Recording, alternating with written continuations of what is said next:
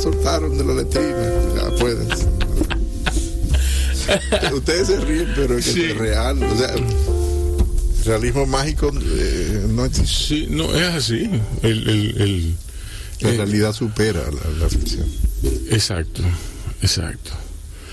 Sigue contándome de Padre Las Casas. Señor, estamos perdón, pero estamos ya en el aire. Sí, óyeme. Sí, te pusiste en evidencia. Sí, claro. Sí. Tú sabes, Rubén, que me da mucha alegría tenerte aquí en tu programa. Sí. Igualmente. Igual, muchas gracias por venir. Sí, estamos con Guarocuya Félix. Esto es Baos Radio, el programa de Micaela Tolentino y un servidor, Rubén Lamarche, para todos ustedes, que se transmite por esta su emisora Quisqueya FM 96.1 y 98.5 para la región del Cibao. Estamos también en internet, no se queda ahí el programa. El programa no hay que oírlo, no hay que oírlo de 5 a 7 necesariamente. Si usted no puede, no hay problema. Estamos en toda la internet, en todo lo que implica estar conectados. Ahí estamos nosotros, en particular en YouTube y en Spotify, como quiera que se llame, porque ya a esta altura le cambian el nombre a todo rapidísimo. Entonces les decía que estoy con Guarocuya Félix. Él me está hablando de una tal Padre Las Casas. A mí me encanta cuando Guarocuya se pone a eso, porque es como un viaje, es como leer un audiolibro. Sí, bueno, yo viví y nací un audiolibro. Ajá. En realidad. Exacto. Mi familia siempre ha sido muy oral, de mucha historia oral. Exacto. Pero Padre Las Casas es una región. El temperamento dominicano nos lleva a la oralidad. Bueno, yo diría que en todas las culturas. En todas las culturas, sí. no solo la dominicana. Sí, pero por ejemplo, la cultura francesa es muy oral también. Es muy oral. Igual, y la española también. La española sí. Pero tú miras una película de Almodóvar y tú crees que eso es aquí en Santiago o en Villa Altagracia. O sea, es los mismos problemas que se dan exactamente igual. Sí. Así no es. La que la hace más sofisticada sobre temas muy intimistas como el tema de la sexualidad o ese tipo, sino en temas de familia. Por ejemplo, en una de las películas de Almodóvar se enteran en el resto de España, porque Almodóvar de un pueblito del sur, y se entera en el resto de España que había muerto una señora, porque en la película la mamá de Almodóvar se encuentra con una vecina y la lleva a la película, y entonces supiste que murió fulana, era verdad, ay, murió fulana, sí, murió hace tantos días, y claro, la gente se enteró meses después que había muerto porque lo vio en la película Almodóvar, llamando al pueblo, ay, no sabíamos que había muerto. Eso pasa aquí también igual, y en Colombia. Es una cosa genial. Yo recuerdo la cultura humana. En El Hablador de Mario Vargas Llosa, él habla de eso, de este señor que va de pueblo en pueblo contando las incidencias del pueblo anterior, contando las noticias a modo de un periódico en vivo. Y eso ocurría cuando los taínos estaban, y luego se fue. La figura de El Hablador es una figura que se va orgánicamente transformando a través de los años en parte de la cultura, aun cuando el hablador haya desaparecido hace... No, seguimos teniendo habladores. Sí, no. Eso es, no, hay gente con ese talento. Lo llamamos de otra manera, ahora utilizamos el Twitter, utilizamos otros medios, pero la figura existe. Yo digo, eso es parte de la cultura humana. Exacto. Yo te puedo decir, qué sé yo, mi padrino Ernesto Paniagua, que en paz descanse, o mi tío Luis Paniagua. Los Paniagua, que no somos Paniagua, pero somos Paniagua. Me explico a mí mismo. Sí. Y es decir, mi bisabuelo era libanés, se llamaba Agdalahat Basi o Ket Basi, y entonces se puso Bartolo Paniagua. ¿Cómo facilitar la cosa? Entonces, claro, mis tíos... Los chinos hacen mucho eso. Bueno, y los árabes. Los chinos, sí, no, pero los chinos se llaman Joan Fuegui, ¿sí o qué? Claro. Y se ponen Radames. Sí. Y ahí lo matan. Richard Chim. Sí, exacto. Sí. Los árabes también. Los libaneses, árabes. Y bueno, eso es una cultura muy oral. O sea, mi padrino Ernesto, tú querías saber lo que estaba pasando, tú hablas con mi padrino Ernesto. Y su esposa, pues, Pérsida Isora Sánchez, por ejemplo, también para descanse. cuando tú querías saber la noticia le preguntaba a Persia, pero tenía que tener cuidado porque decía, compadre, a mi abuelo, ¿usted supo que quitaron al secretario de Agricultura? Le dijo, no, compadre, fue al secretario de Interior y Policía. Entonces había que tener mucho cuidado porque podía fácilmente desinformar. Claro, sí, claro, pero ella estaba muy informada siempre. Sí. Entonces, bueno, pues te digo, es parte de la cultura, en mi caso, familiar, ¿no? Hablando de... Yo te digo, nací en un audiolibro. Exacto. Y me crió un audiolibro. Sí, es así. No, y hay que ver cómo repetir un hecho lo convierte poco a poco en la realidad.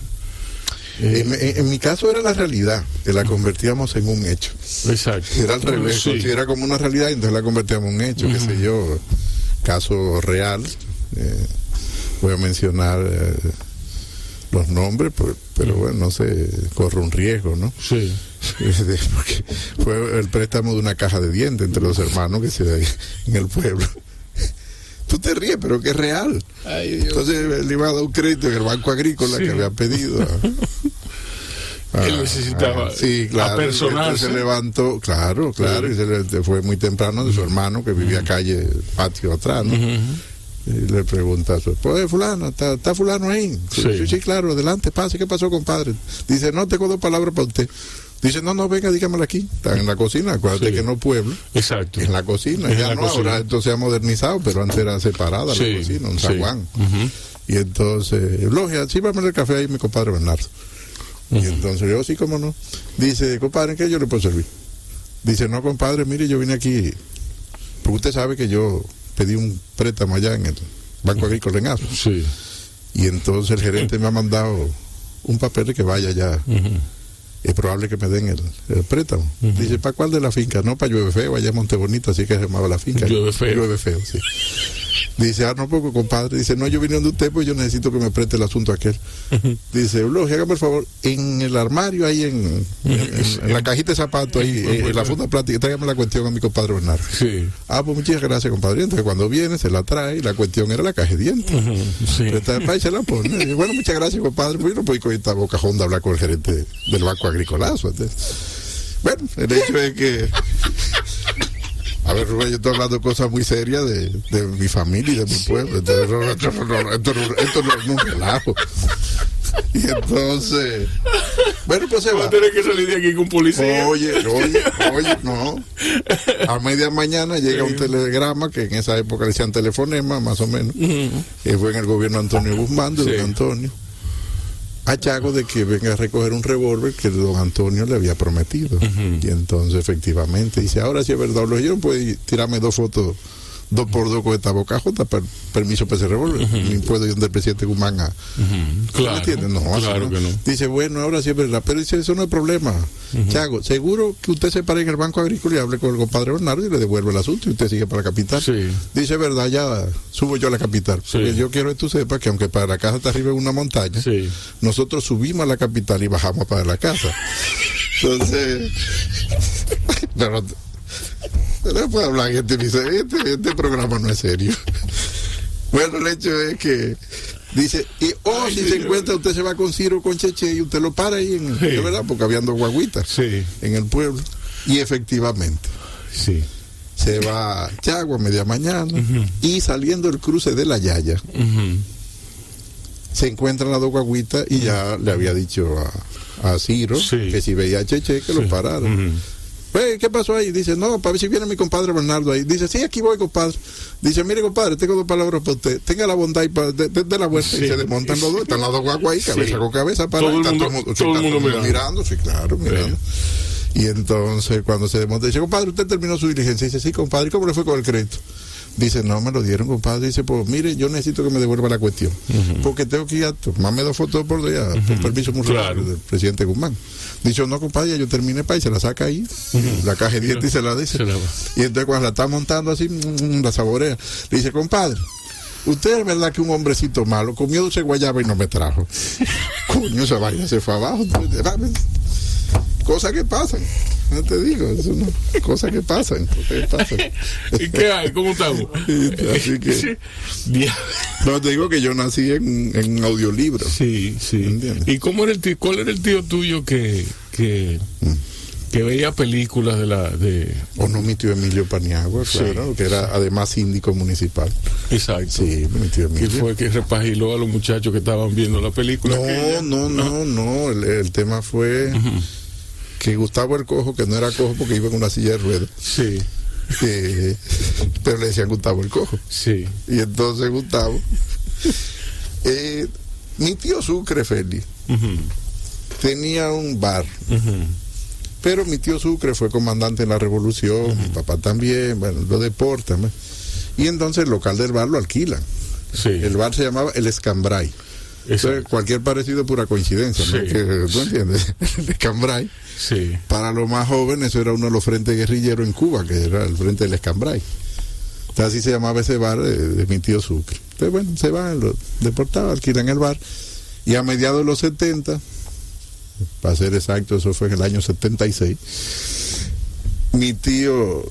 Gustavo tiene alquilado el bar y ha puesto un cine. Pero los jueves, subrepticiamente, puso películas de sexo. Exacto. Entonces nadie sabía, pero eso fue boca a boca en el pueblo, frente a frente al parque. En un pueblo chiquito. Tú sabes que la aristocracia del pueblo vive frente al parque. Exacto. Sí, claro. El que nace frente al parque es la crema y nata. Está bendecido. Sí, como decía en Paino Neto, la florinata. Sí. O sea, por decir la flor y nata, la florinata del pueblo vive frente al parque. Sí.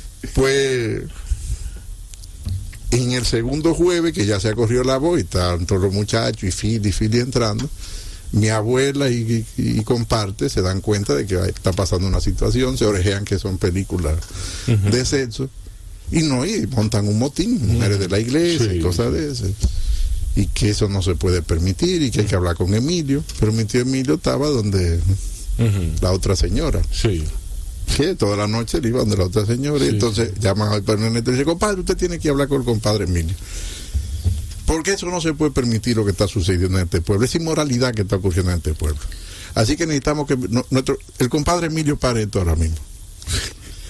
Y así que usted lo vamos a comisionar para que usted vaya y hable con el compadre Emilio. Y efectivamente van donde el compadre Emilio, mi padrino sube mi tío Emilio estaba sentado en una mecedora sin la chacabana, que se la quitó. Tú sabes que la chacabana se enganchaba hasta en la mecedora para que no se arrugara. Exacto. Abierta. Entonces tú le enganchabas escuchando la música mexicana de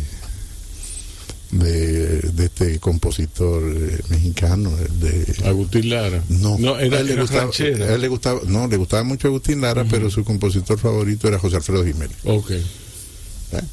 Y entonces le dice: compadre, mire, nosotros tenemos un motín allá abajo.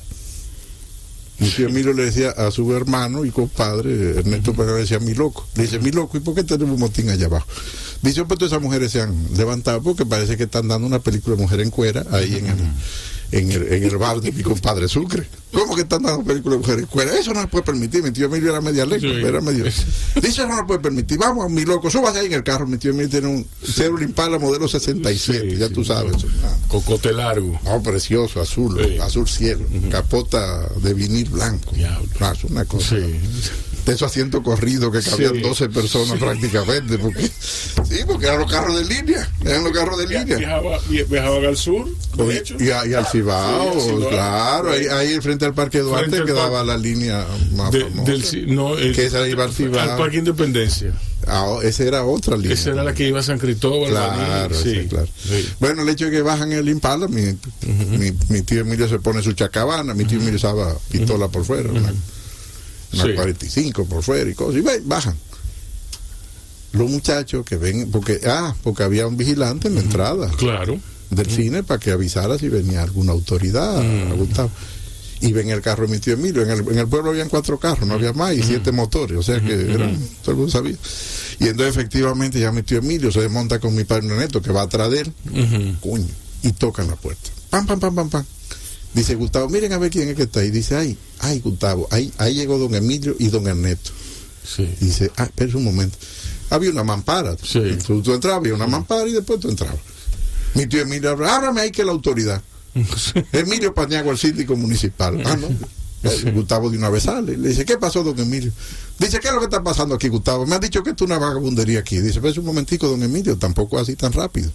Entre y después nosotros hablamos. Don Ernesto, pase, venga, entre. Dice, no, es que las mujeres ahí están sublevadas, las mujeres del pueblo. ¿Qué es lo que está pasando aquí? Esto no se puede permitir. Dice, pero don Emilio, entre primero. Y nosotros hablamos aquí. La película se estaba acabando. Y entonces cuando mi tío Emilio cruza la mampara junto con mi padre Ernesto y ven en la pantalla aquel espectáculo. Sí, claro. Y entonces en un momento dice, Gustavo, hágame el favor, tráigame una silla para que nosotros analicemos esto. Pero la película se acabó como a los 10 minutos. Y le dijo, no, repita que esa película por orden de Emilio Paniagua, síndico municipal. Y entonces, claro, hubo que repetir la película. Después la mujer me decía, ese par de bandidos, ese par de sinvergüenza. Claro, todos los jueves eran los primeros en la puerta del cine. Claro. No, y gratis, entrada gratis. Es una cosa... Nada, pues te digo, yo viví en un audiolibro, yo nací en un audiolibro. Sí, hombre, sí, eso es verdad, es así. No, pero mira, yo te decía, y qué bueno nada es casual, qué bueno que tú empezaste a hablar. Bueno, que me agarraste fuera de cámara, pero fuera de micrófono. Esa es la idea, claro. Es la idea, porque yo estaba viendo, en internet parece que se está librando otra batalla. En internet, o sea, la guerra de Ucrania, con todas las consecuencias que pueda tener, todas las sanciones, todo lo que implica el drama de la guerra, se libra en internet por igual. Y tú dijiste ahorita que los contadores de historias son la gente que publica en internet. No, y no solo, óyeme, yo en el 79, 78, 79, yo era un niño pequeño. Sí. Mi hermano mayor me llevaba 3 años, yo tenía 11 años y mi hermano 14. Y nosotros seguíamos la revolución sandinista desde Padre Las Casas. Sí. Desde la sastrería de Amado Vargas. Y entonces la mesa de corte de Amado era el mapa de operaciones. Exacto. Porque Amado iba explicando con una tijera, con un marcador, cuando agarraban Chinandega, donde están los sandinistas, donde estaba el ejército somocista. Y óyeme, eso era un toque de queda, como dicen ahora. Sí. Pero en la sastrería de Amado, solamente era una tertulia para seguir por radio la guerra, la guerra sandinista. O sea, lo que cambian son los medios. La naturaleza humana sigue siendo la misma, ¿no? De contar historias. Correcto. Y hoy en día la contamos por internet, la contamos por plataformas como Spotify, la contamos por TikTok. Parece que el internet se libra otra guerra, otra batalla, la conflagración es distinta a cómo se libra la batalla de por sí. Hay tanta furia, hay tanto fervor, tanta creencia, se desbordan las... No, pero fíjate que siempre ha sido así, Rubén, y ya en un plano menos de Para las Casas y más un poco del contexto, vamos a decir, global. Aunque mi universo de infancia y era... De hecho, nosotros no le decíamos Para las Casas, era túbano. Es decir, yo era tubanero, yo soy tubanero, porque se llamaba túbano Para las Casas hasta 1928. Y además no éramos azuanos, sino que éramos sanjuaneros, y un día para otro nos despertamos siendo azuanos. Exacto. Y ya finalizo con Padre Las Casas diciéndote, para entrar en ese análisis de internet, de que eso generó una crisis en Padre Las Casas. Sí, me imagino que sí. Sí, claro, y entonces el profesor del pueblo, don Niro Veló, hizo una carta que la firmaron los principales municipios pidiéndole al ilustre jefe de que cómo era posible que un pueblo de gente trabajadora como Padre Las Casas fuera a formar parte de una provincia de poetas y vagos como Azo. Entonces eso generó un cisma que duró 30 años más o menos. Más, eso se mantuvo desde el año 38, 40 años, hasta el 80. Para que tú sepas, tuvieron que pasar 2 generaciones para que comenzaran a sentirse un poquito como de Azo. Los padres casenses, o sea, los tubaneros, Azo está a 55 kilómetros y San Juan está a 80. Cuando iban a la farmacia, preferían ir a 80 kilómetros, 30 kilómetros más San Juan, y no 30 kilómetros menos Azo. Wow. Y eso se reproduce en muchos pueblos. Sí, Estebanía La Charca, las matas de Farfán y San Juan, y así. Eso hay que decir. Pero fíjate que el tema de ahora le llamamos fake news y de esas cosas, ha existido desde siempre, desde la historia de la humanidad. La información y la desinformación, lo que cambian son los canales. Exacto. Son los canales. Y la distribución de esos canales. Y la distribución de esos canales. Por ejemplo, la gran fortuna... Ahora tiene muchísimo alcance. De los Rothschild, que es una de las familias banqueras más importantes y diferentes ramas, tiene un alto crecimiento a principios del siglo XIX, porque Rothschild envía un emisario especial para que le contara desde el terreno, en la batalla de Waterloo, cuál iba a ser el resultado.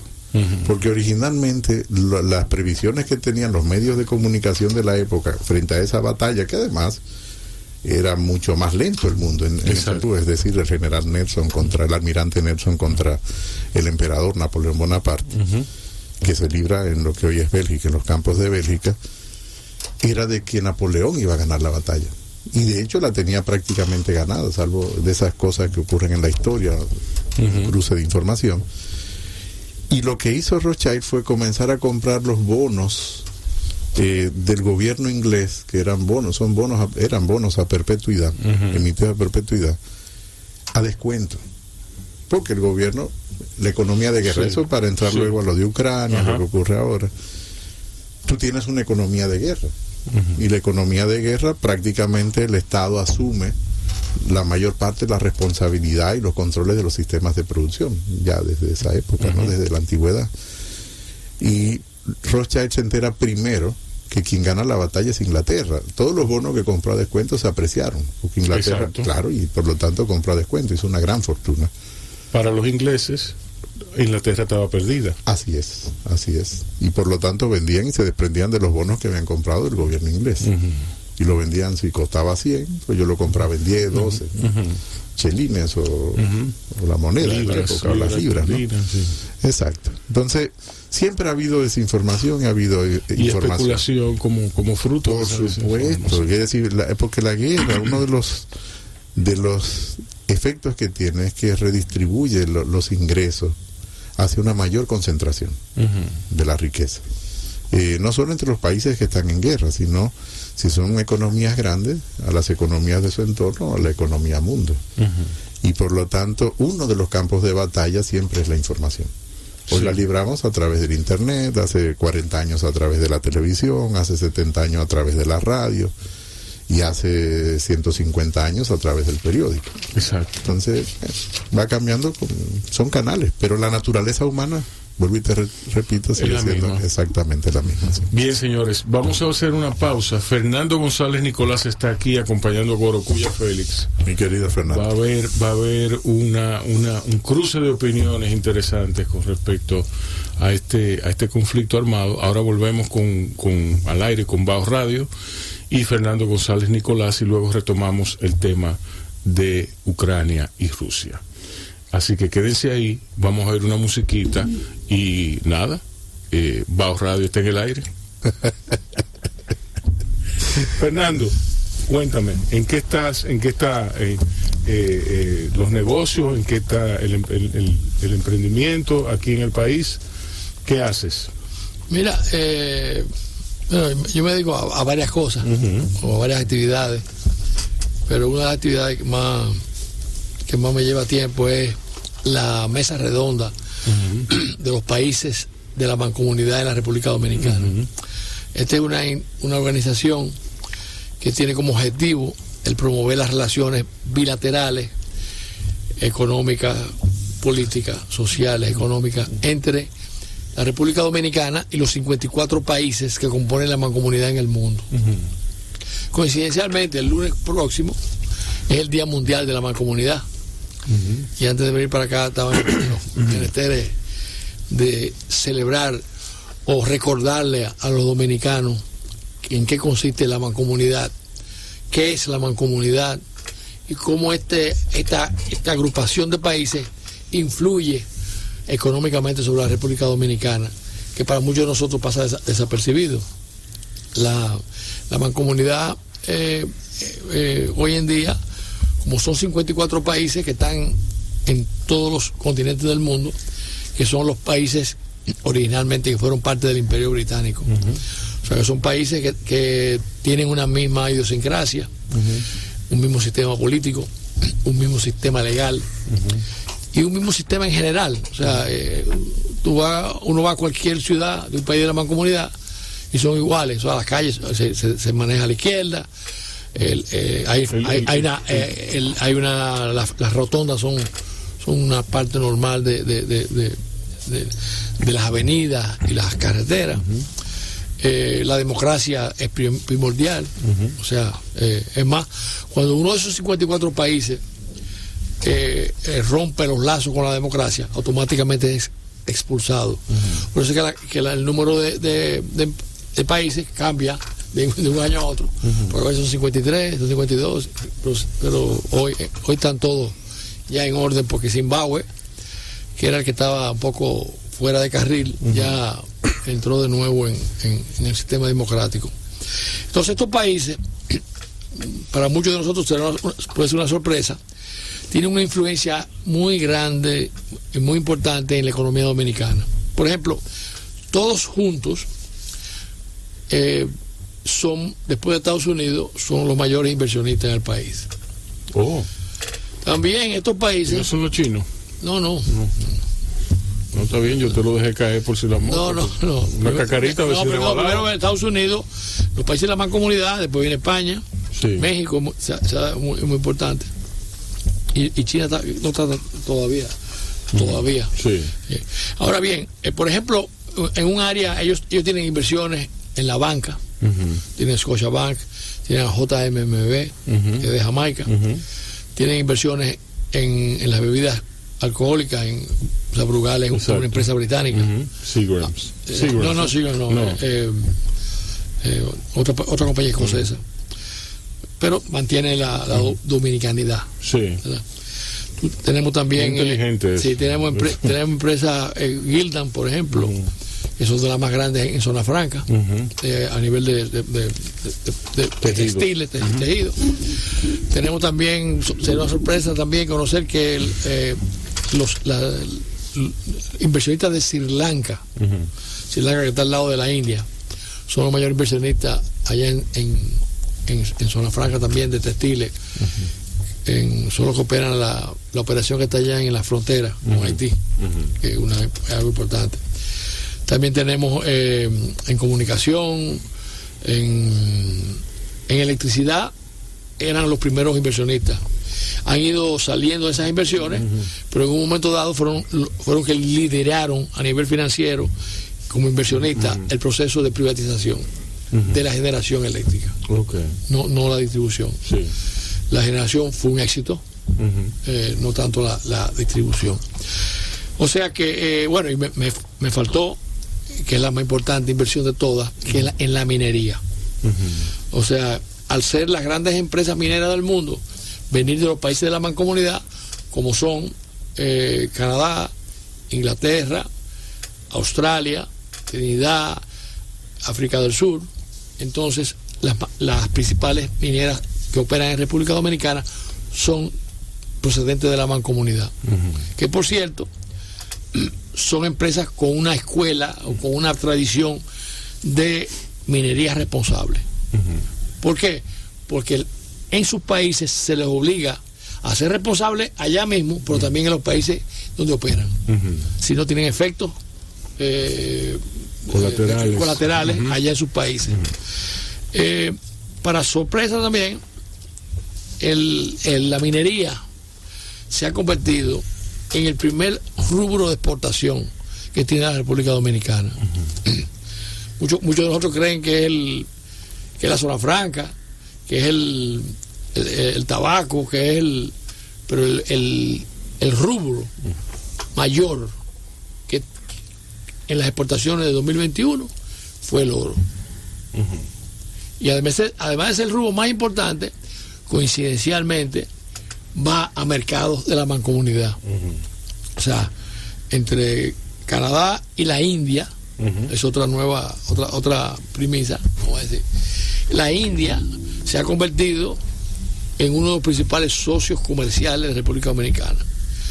En el 2021, República Dominicana le exportó a la India cerca de 700 millones de dólares, que en términos de exportaciones son mucho dinero. La cataloga como el número 3, el número 4, contando con Haití. Primero está Estados Unidos, Haití como segundo destino de exportación, Suiza sorpresivamente, con el oro también, y viene entonces la India, el número 4. Eso es muy significativo porque la India hace 5 años, hace 10 años, era absolutamente, no significaba, no había ningún tipo de relación. O sea, las importaciones y las exportaciones eran muy pocas, no había embajada, no había, pero a partir del año 2006 se establece un consulado general aquí en República Dominicana, que por cierto fui yo el primer cónsul de la India, general de la India, y a los 20 días el gobierno dominicano nombró en la India a un embajador dominicano en Delhi, y ese fue el amigo Hans Dannenberg. Nosotros los dos comenzamos juntos, pero en esa época la relación era muy poca. No, pero ahora ustedes construyeron una gran cosa. Yo fui a la India en esa época. Sí, me acuerdo de Malavista. Sí, yo fui. Y me acuerdo, y también hay algo ya que culmina, algo que expresa o confirma el desarrollo que ha tenido esa relación, no solamente la parte económica, sino también que acaban de nombrar un embajador con base en Santo Domingo, que ahora vino en enero y está ya buscando casa, ya está. Y por cierto, para concluir, el lunes que viene, el lunes 14, se celebra el Día Mundial de la Mancomunidad.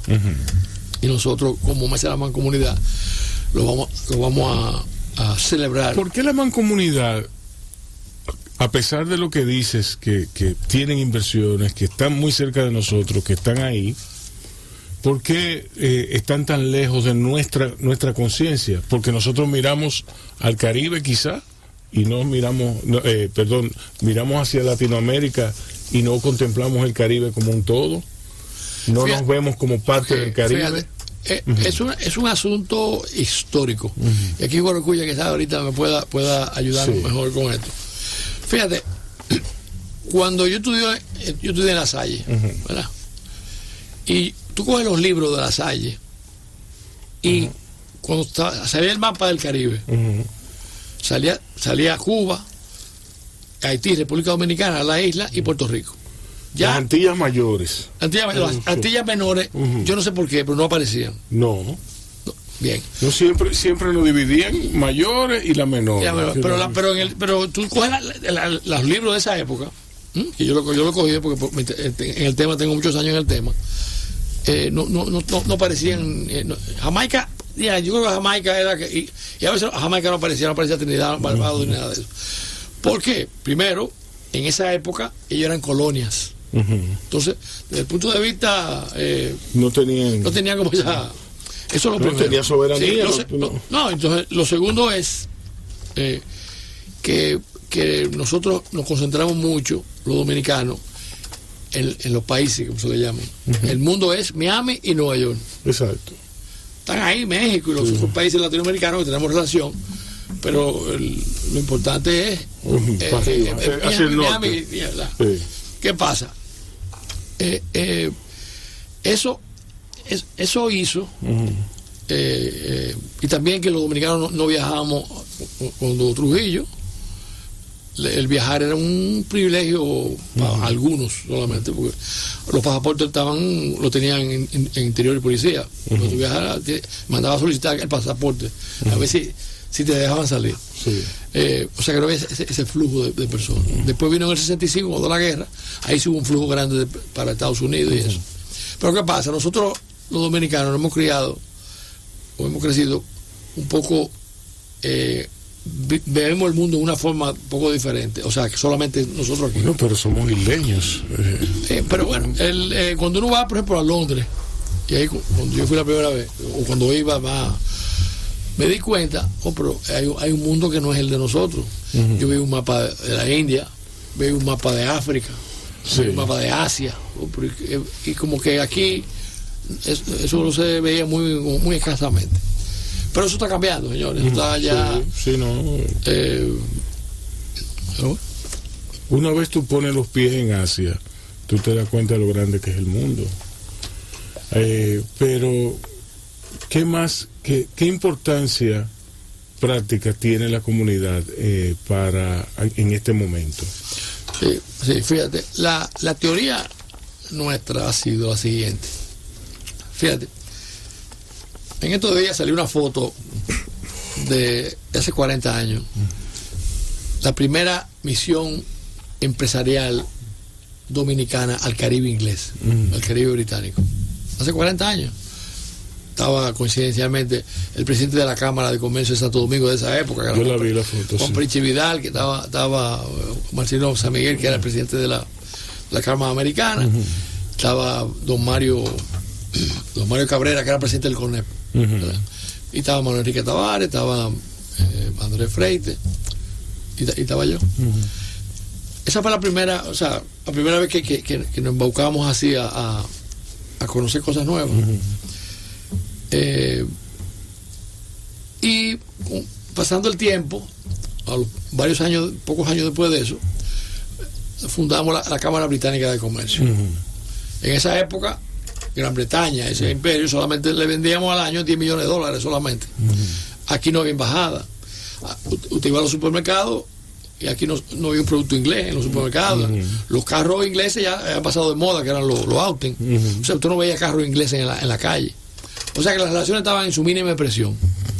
Fundamos la Cámara, comenzamos a trabajar, y a través de los años Gran Bretaña vuelve otra vez a tener relaciones con nosotros.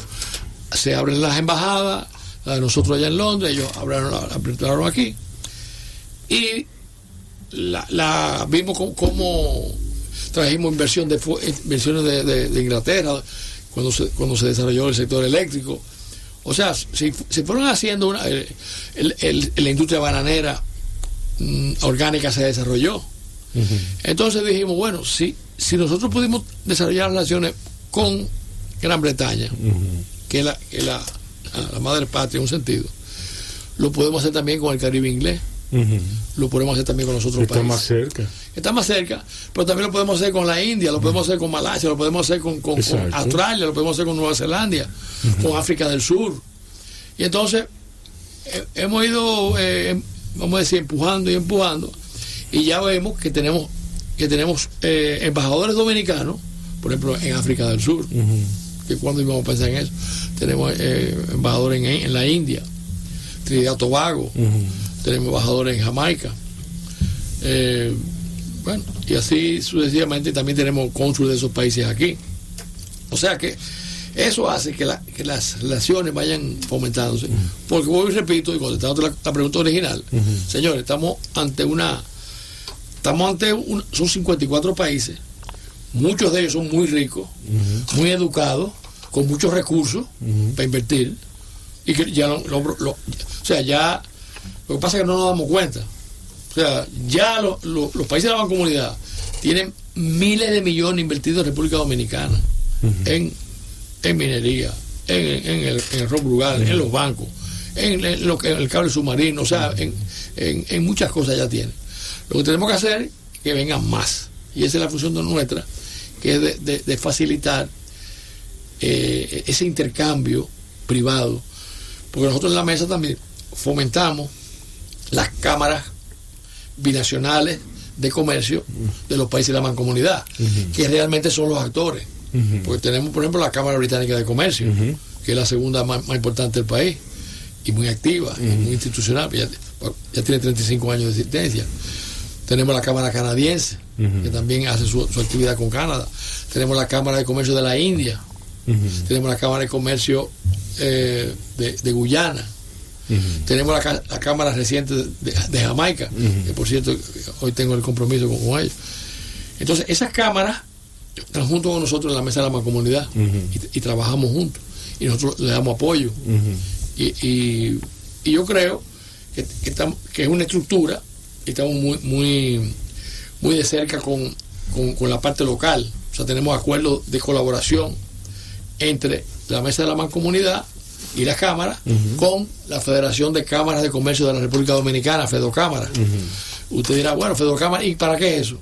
Para lo siguiente. Fedocámara es el gremio privado dominicano con más presencia en el país.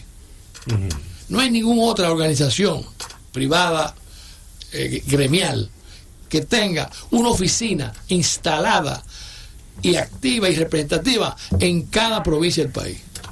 O sea, que en Dajabón están allá presentes, están en Pedernales, están en Higüey, están en La Romana, están en Santiago, están en Samaná. Entonces, con el acuerdo, ¿qué logramos?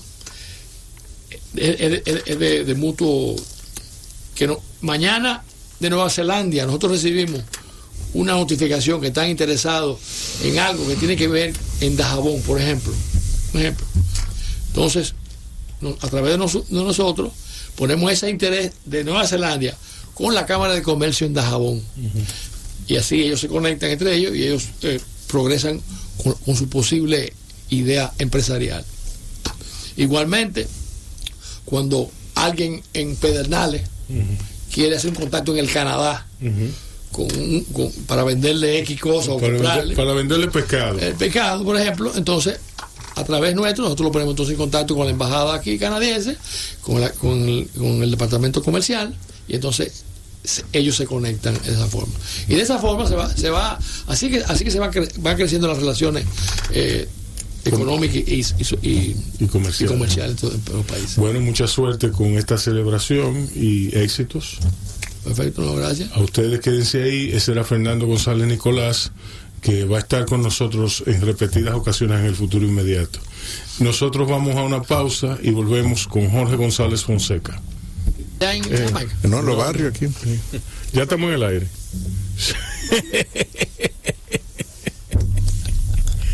Mira, Jorge González Fonseca está con nosotros.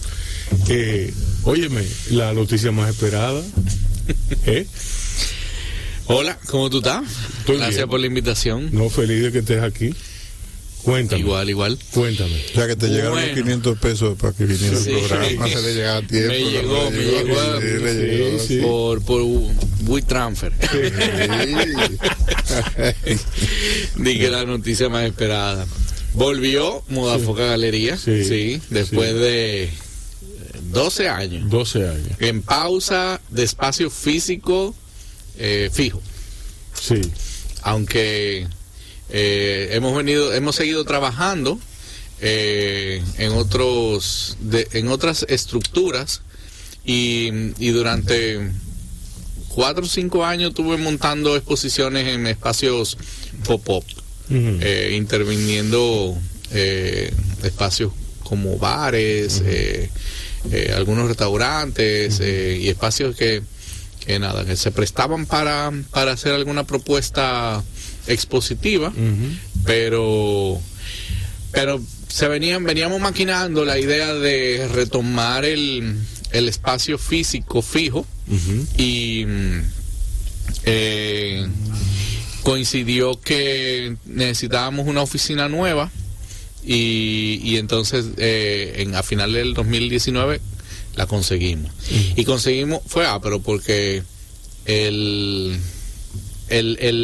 mismo esquema de espacio que teníamos en la primera galería, que fue la primera oficina, lo conseguimos en esta. Lo único que era súper más chulo el ambiente, el entorno, la vegetación que tiene, la propiedad en sí, la casa tiene una personalidad arquitectónica muy interesante. Yo soy fan, tú sabes, de los hierros, de la arquitectura, bloc calado. Tiene hierro, tiene arquitectura, tiene bloc calado. Exacto. Y tiene un monoespacio. A la entrada tiene 3 terrazas. Wow. Y entonces cuando yo lo vi por primera vez, yo dije, mira, aquí es. Sí. Y entonces... ¿Dónde está el espacio? Estamos en la avenida Bolívar, en la 1056, frente a la entrada de la Pucamaima, en la esquina de Los Robles, en el segundo piso. Y teníamos idea de abrir en el 2020, para esta fecha del 2020. Sí. ¿Tú supiste? Sí. Coño, ¿qué pasó? No, pues. Me he reído con este señor desde que llegué. No, y eso que tú no lo has visto bebiendo. Y sobre todo Coca-Cola Light. Sí. Yo no puedo hacer publicidad, pero da igual, ¿no? Sí. Tú sabes que ese tiempo que Va a mandar forzoso. la factura de Coca-Cola. Ese tiempo forzoso nos sirvió para No, a mí me gustó lo que tú dijiste, que tiene un monoespacio. Entonces quiere decir que hay un mono que te recibe allá cuando tú vas, ¿no? Con un sombrerito, sí, con un sombrero, un pañuelo colgando del brazo. Buenísimo, por eso me encantó esa idea, ¿no? Sí, tú sabes, es que hay que innovar. Sí, no, lo veo bastante innovador. Ser únicos. Sí. Y seguro es de la más comunidad, como decía Fernando, que viene ese mono. Es un mono manco. Sí, claro, más comunidad. Cuidado, porque ahorita te acusan de racista. No, al contrario, estamos diciendo de un mono que recibe eso, que es un espacio.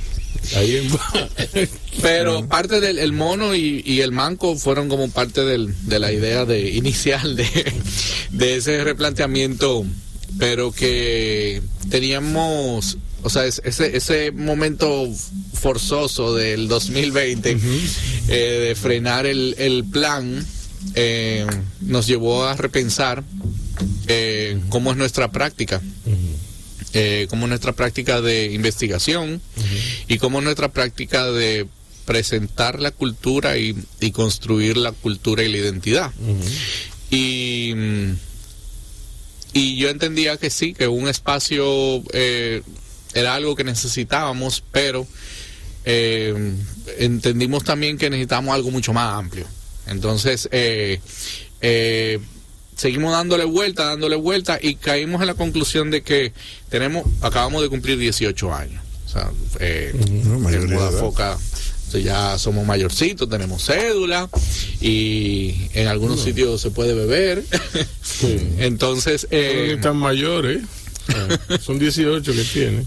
Y entonces, durante esos 18 años hemos tenido mucha investigación sobre la gráfica popular dominicana, sobre la gráfica vernácula y muchos otros fenómenos que giran alrededor de eso.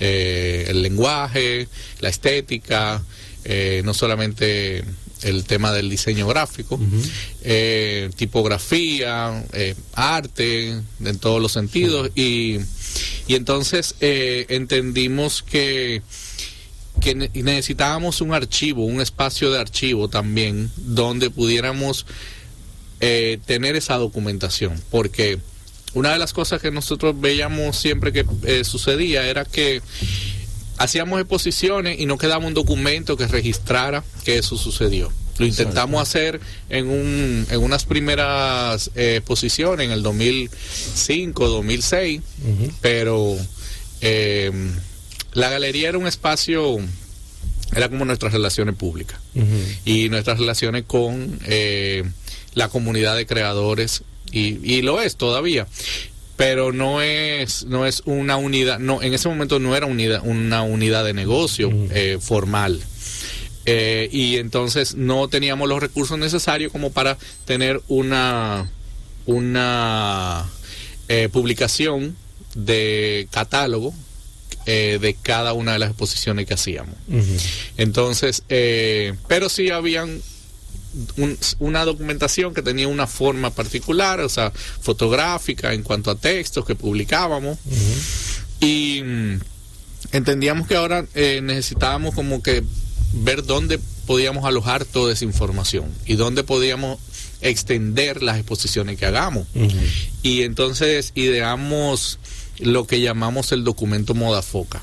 Es una página web donde estamos, es una página web viva, donde estamos alojando todos los hallazgos y todos los avances de investigación en esos diferentes temas que a nosotros nos causan curiosidad. Y entonces entendimos que ahí empieza todo. Ahí empieza nuestro interés en el trabajo, por ejemplo, de Lolo Jackson, que es el que pinta las bancadas puestas. Exacto. Ahí es que empieza, ese interés empieza ahí y empieza como una serie documentos y fotografía y material que tenemos, una entrevista del 2004 que le hicimos con una grabadora, tenemos material fotográfico, tenemos documentación de una exposición donde Lolo Jackson fue como un actor principal, y ahora estamos trabajando en un documental para Lolo Jackson. Eso funciona para alojar toda esa documentación y eventualmente utilizar cualquier proyecto que surja de ahí, utilizar la galería como apoyo. Entonces, así como por ejemplo, hay una investigación ongoing de Carlos Alberto Goico. Sí. Hay una exploración sobre las guaguas, la gráfica de las guaguas públicas. Sí. Hay una serie de temas similares. Pirín no está ahí.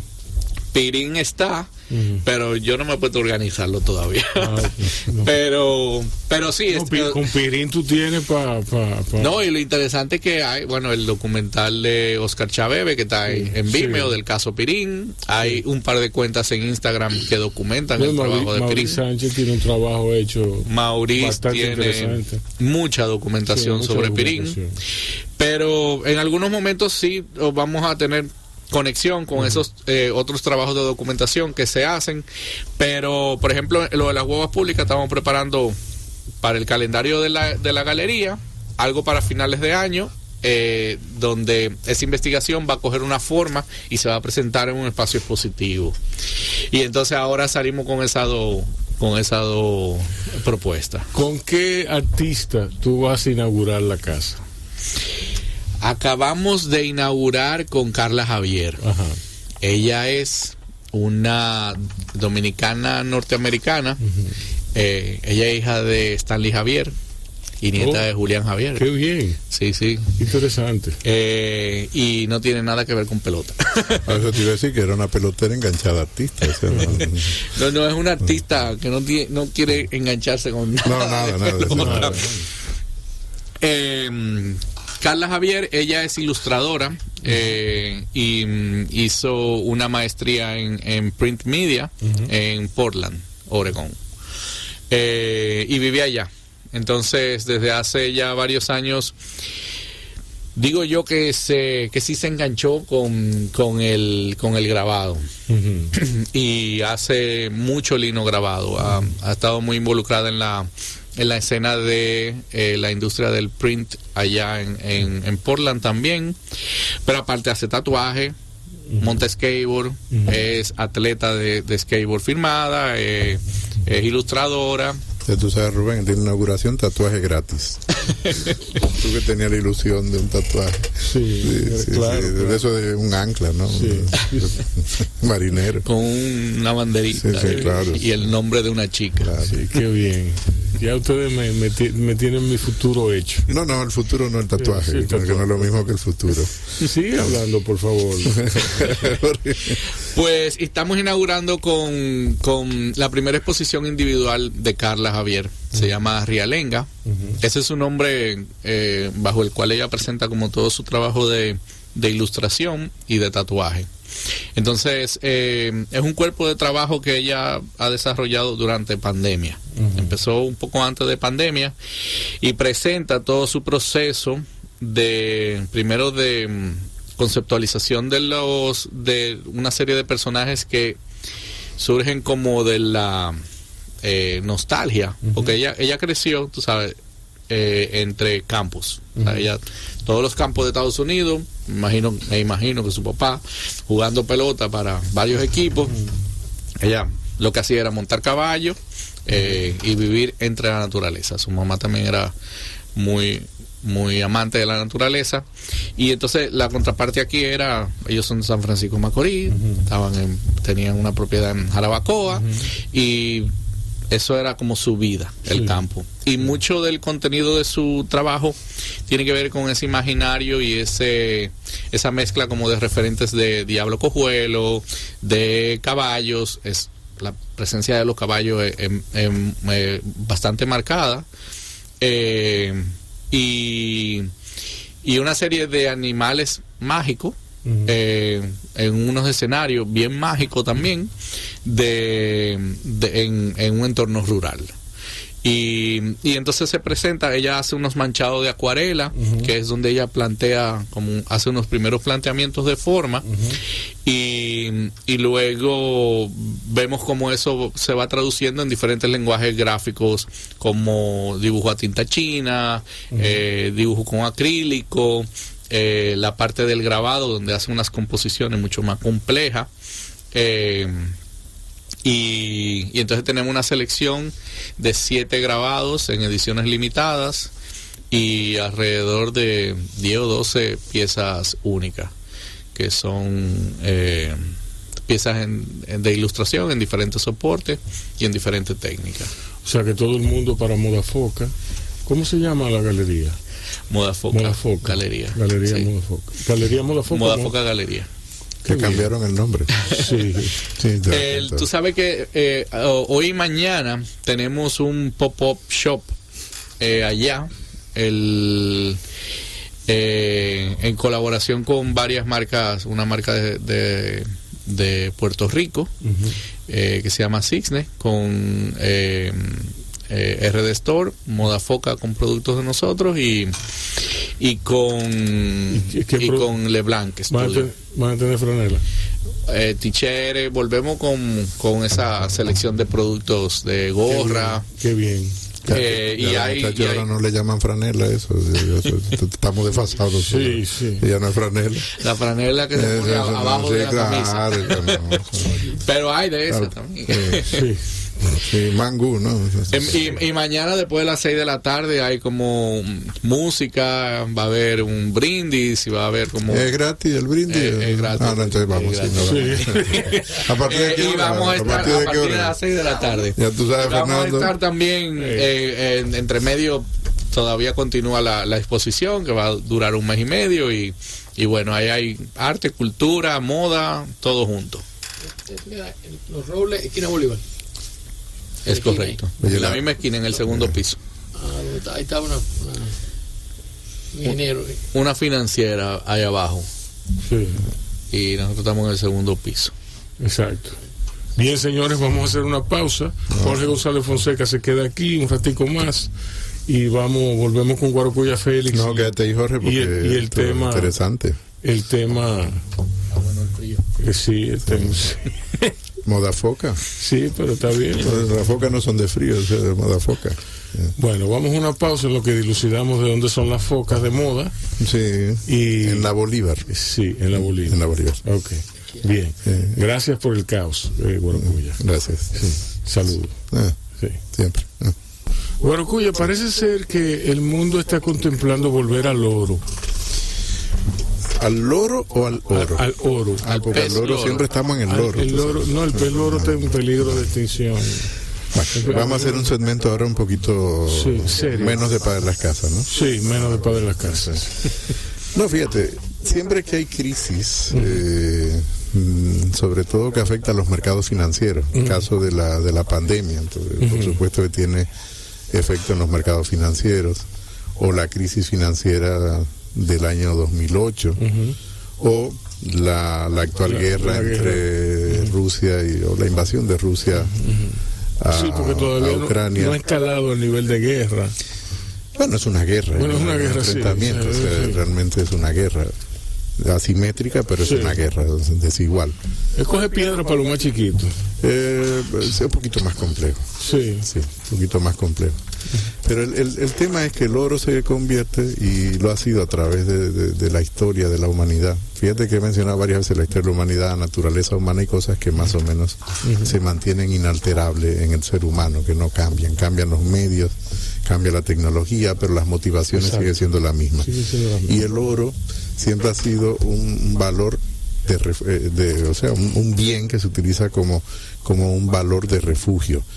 De hecho, cuando tú tienes dificultades en los mercados bursátiles, en los mercados de valores, el refugio fundamental es el oro, sube el oro, porque entonces se incrementa la demanda de oro.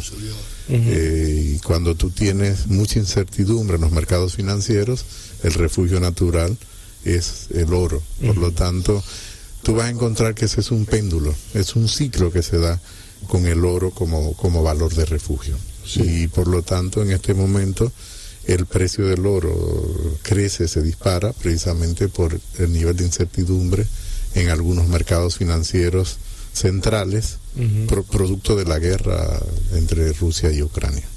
Pero bueno, ¿en qué año fue que Richard Nixon acabó? 1972. Que acabó con las reservas. No acabó, no fue que él se las robó, ni mucho menos. No. Acabó con las reservas de oro. No, tampoco, no fue eso. No, para nada. Para eso tenemos que ir a la final de la Segunda Guerra Mundial, 1945. Comienzan ya los diálogos entre lo que se conocen como las potencias ganadoras de la Segunda Guerra Mundial. Sí. Y ya en el año... repartirse el mundo. Comienza desde un poquito antes, desde la primera reunión en Yalta. Okay. Hay una redistribución, porque ya el mundo estaba bastante repartido. Exacto. Lo que es una redistribución del poder, porque ya Estados Unidos sale como la primera potencia del mundo occidental, bastante consolidada, desplaza totalmente a Inglaterra, desplaza a Francia, que ya era una potencia que venía en decadencia en el siglo XIX, y Alemania, que era una potencia emergente, queda totalmente disminuida. Entonces quedan dos grandes potencias, una potencia económico-militar, que es Estados Unidos, y la Unión Soviética, la entonces Unión Soviética, que queda como una gran potencia militar. Se da la primera reunión, que se conoce como la reunión en Yalta, lo que hoy es Irán. Ya existía Irán, pero lo que es el Estado moderno de Irán. Ahí hay una primera reunión para ver exactamente cuál iba a ser el nuevo orden global después de la finalizada la guerra. Se veía que ya había una correlación de fuerza a favor de los aliados occidentales más Rusia, pero no es hasta el año 47, después de la reunión de Bretton Woods, que es donde nacen los organismos que hoy conocemos como Fondo Monetario y el Banco Mundial, que dan una nueva arquitectura financiera, que era una preocupación tanto de los Estados Unidos y de manera principal de los ingleses, porque los ingleses eran que estaban perdiendo el espacio y que habían ganado durante todo el final del siglo XVIII, se consolida durante todo el siglo XIX y se desplaza prácticamente a Estados Unidos desde el punto de vista de ser el principal centro financiero global. Esto hace que el acuerdo que se establece es que se iba a emitir una moneda de reserva originalmente. Esa era la propuesta de los ingleses. Estados Unidos entendía que no, porque quería impulsar a su propia moneda, que es el dólar, como la moneda vehículo del comercio global. Efectivamente lo consigue, y se establece que esa moneda vehículo de referencia, que luego terminaría siendo el dólar de manera indirecta, iba a tener un respaldo en oro. Era una especie de sistema monetario basado en el oro como respaldo, pero sin volver al viejo sistema rígido del patrón oro, que había tenido predominancia antes de la Primera Guerra Mundial, a finales del siglo XIX, principios del XX, y luego un pequeño interregno de bastante inestabilidad monetaria por un lado, y luego patrón oro por otro, tratando de buscar estabilidad monetaria. Y bueno, se pensó que este sistema le iba a dar cierta estabilidad al comercio global. El tema del patrón oro es la rigidez para emitir liquidez frente al crecimiento de las economías. Si te crece la productividad porque desarrollas una nueva tecnología, imagínate que Modafoca ahora desarrolla una nueva tecnología para hacer diseños gráficos impresos en camisetas, que lo hace mucho más rápido que cualquier otra tecnología en el mundo. El oro no es rápido. No, el oro como patrón como reserva, como patrón de reserva, solamente crecía en la medida que tú incorporabas más oro, y el oro se extrae de minas, oro de aluvión, pero en este caso por la necesidad. Evidentemente que esa tecnología necesita mayor liquidez para que la gente pueda comprar mucho más camisetas, que son más baratas, se la puedes globalizar, la puedes segmentar, porque esa tecnología te lo permite. Entonces el patrón oro es muy rígido. Lo que hizo Estados Unidos fue, Nixon en el año 72, decir, ok, a partir de ahora yo no voy a devolver, si tú vas, una onza de oro costaba X cantidad de dólares. A partir de ahora simplemente no tienes respaldo el dólar en oro, y punto, no puedes ir a la Reserva Federal a buscar el oro equivalente a la cantidad de dólares que tú tienes como reserva. ¿Por qué ocurre esto? Porque el gobierno francés, liderado por Charles de Gaulle, cada dólar que le entraba al Banco de Francia, iba a la Reserva Federal y decía, ok, deme mi equivalente en oro, y comenzó a acumular reservas de oro. Exacto. Entonces Estados Unidos es un poquito más complicada la historia, lo está haciendo muy simple, dice, ok, esto hay que detenerlo porque al final vamos a perder toda la reserva de oro, pero al mismo tiempo la economía mundo necesita mayor flexibilidad de las diferentes monedas, sobre todo del oro, para que sea... ¿Por qué Francia hacía eso? Piensa que la motivación no es exactamente económica, la motivación siempre es política. Sí. Y Francia no era miembro de la OTAN. Fíjate, ahora que estamos hablando de Ucrania, Francia no era miembro de la OTAN, no fue miembro fundador de la OTAN, porque Francia era partidario de ser una potencia nuclear autónoma, sin estar incorporada en un mando único bajo el liderazgo de Estados Unidos. Sí. Entonces, digamos que la economía, en este caso, desde el objetivo nacional político, se convierte solo en un instrumento, aunque el objetivo luego termine siendo económico. Pero la economía en ese caso es un instrumento, un objetivo mucho mayor. ¿Y como por qué hacerlo fácil si lo podemos complicar? Esa es una forma de verlo, por supuesto. Muy francés. Digamos que los franceses tienen una visión geopolítica diferente a la que tiene Estados Unidos, porque Francia se ha resistido a ser una potencia de menor categoría que la que llegó a tener, por ejemplo, en su máximo nivel de esplendor con Napoleón. Entonces, eso está digamos, en la conformación del Estado moderno francés. Del ADN. Del ADN del Estado moderno francés, porque no siempre fue así. La historia de Europa es una historia de fragmentación, de pequeños estados y de pequeños nacionalismos encontrados bajo grandes estados, hoy mucho más maduros, como sería el Estado francés, el Estado español, Alemania como Estado unificado desde ayer. De hecho, el Estado dominicano es mucho más viejo que el Estado alemán, que es desde 1870, la Alemania que más o menos conocemos hoy. O el caso de Italia, que es mucho más reciente todavía, es de 1877 aproximadamente. Y nosotros como Estado surgimos en una primera etapa en 1844, es decir, somos más viejos que el Estado moderno italiano o el Estado moderno alemán. Digamos que eso está en el ADN del Estado francés, ¿no?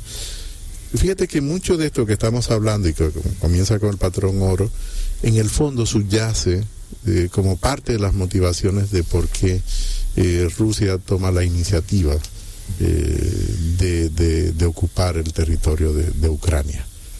En el fondo, vuelvo a lo mismo, la naturaleza humana no cambia en ese sentido. Y lo que nosotros estamos mirando es una guerra de frontera, prácticamente como si fuese una guerra del siglo XVII o del siglo XVIII. Es paradójico, ¿no? De que en el siglo XXI todavía estemos en una guerra de establecimiento prácticamente de fronteras, que es lo que está ocurriendo hoy en Ucrania. Parece ser, bueno, muchos dicen, para mí es un poco simplista, que esta es una guerra de negocios, pero sin embargo ha cobrado vidas ya, y hay gente desplazada y... Toda guerra es un negocio. Toda guerra es un negocio, pero no hay guerras... Pero la motivación rusa originalmente no es un tema de negocios. Exacto. Aunque subyace el tema económico, pero no es un tema de negocios. Para Rusia es un tema que tiene que ver con lo que sería la percepción que ellos tienen de su propio espacio vital. Y voy a tratar de explicarme a mí mismo en esta afirmación. Si bien es cierto que Rusia es el estado que tiene el territorio más grande en el planeta, la mayor parte de ese territorio es inhabitable, no pueden desarrollarse grandes ciudades por el clima. De hecho, si tomásemos un mapa, la mayoría de la población está concentrada en el sur de ese territorio, y más en el sur este, no en el sur oeste, sino en el sureste. en torno a lo que hoy es Moscú, está más disperso, y luego tiene poblaciones más o menos pequeñas, y un poco en el norte, hacia la salida del Mar del Norte, lo que es San Petersburgo, que precisamente la crea Pedro el Grande para tener una salida al norte en un territorio que conquista a lo que hoy son los países nórdicos, lo que es Suecia, hoy en día era un territorio sueco. Precisamente porque Rusia, a pesar de tener un territorio tan grande, prácticamente no tiene salida a mares importantes. Tiene salida al mar en el norte, un mar bastante hostil, que son los mares del norte, y en el sur en el Mar Negro, que es un lago grande, que se conecta con otro lago un poquito más grande, que es el Mar Mediterráneo, pero no da salida a ninguno de los grandes océanos. Y por lo tanto, Rusia, en la construcción de como Estado moderno, finales del siglo XVI, principios del siglo XVII, que comienza a consolidar y a construir fronteras y a consolidarse como ese, vuelvo y reitero, como ese Estado moderno, se da cuenta de que es un territorio en el sur de lo que hoy es Rusia bastante llano, o sea, es lo que se conoce como la parte euroasiática, porque tú puedes ir desde Gibraltar hasta Pekín por tierra. O sea, no lo vemos casi nunca así, pero es una sola masa continental. Tú sales andando a Gibraltar y puedes llegar a Pekín o al Pacífico desde el Mediterráneo por tierra. De hecho, hay un documental muy bonito en YouTube. Toma unos 3 o 4 días más o menos recorrer. Pero fíjate que Rusia lo que intenta es establecer las fronteras cada vez más lejos de su punto neurálgico, que es Moscú, que es como el gran punto de referencia.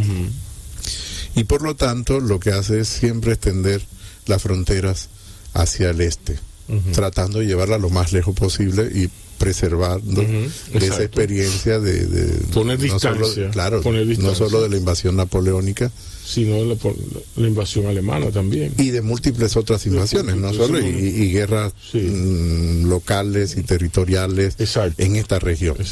Y por lo tanto eso le llama una guerra de frontera. Y de dominios.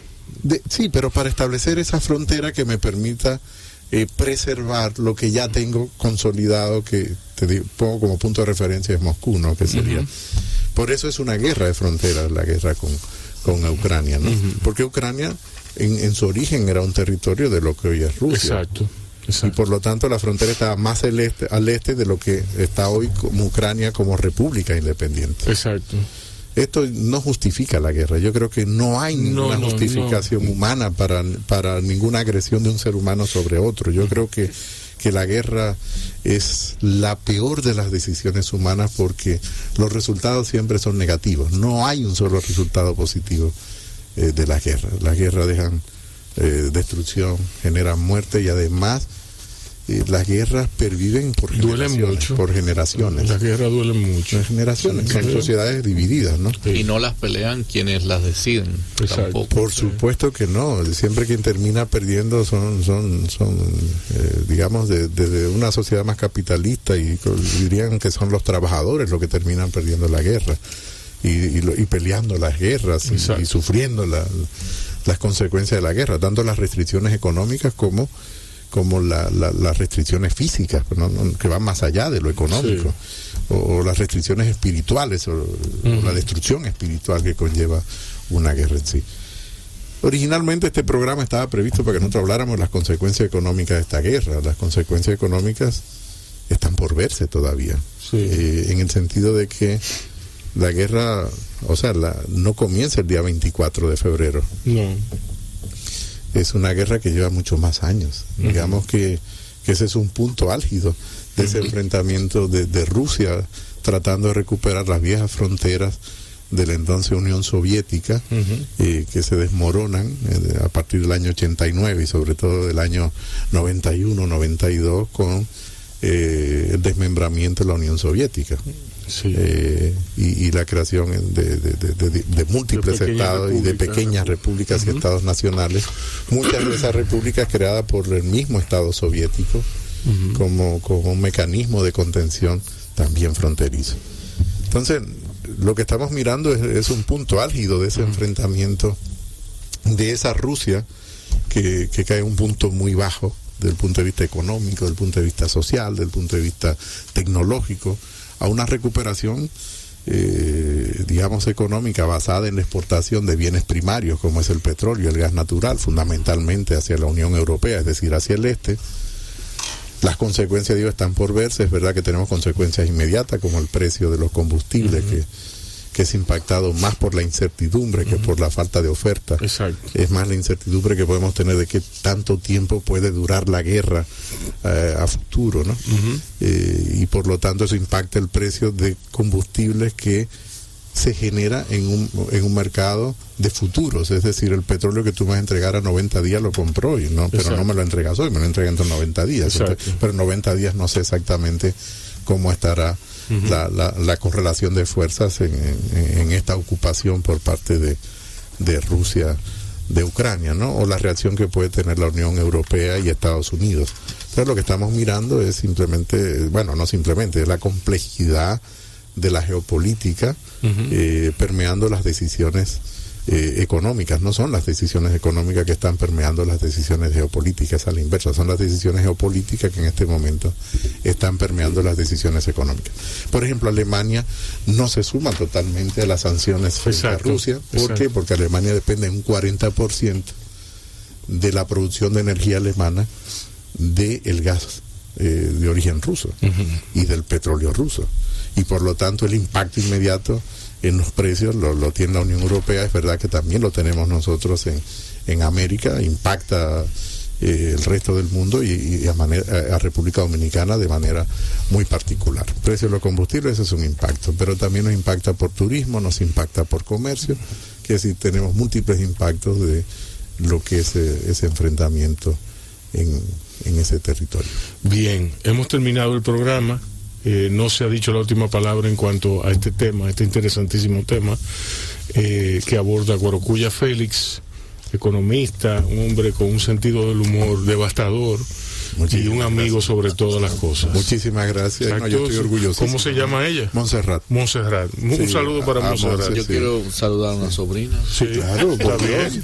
No tengo a quien que quiero. Sí, saludos. Jorge González Fonseca. No, Jorge, yo te presto la mía, tú la puedes saludar también. Saluda a Montserrat.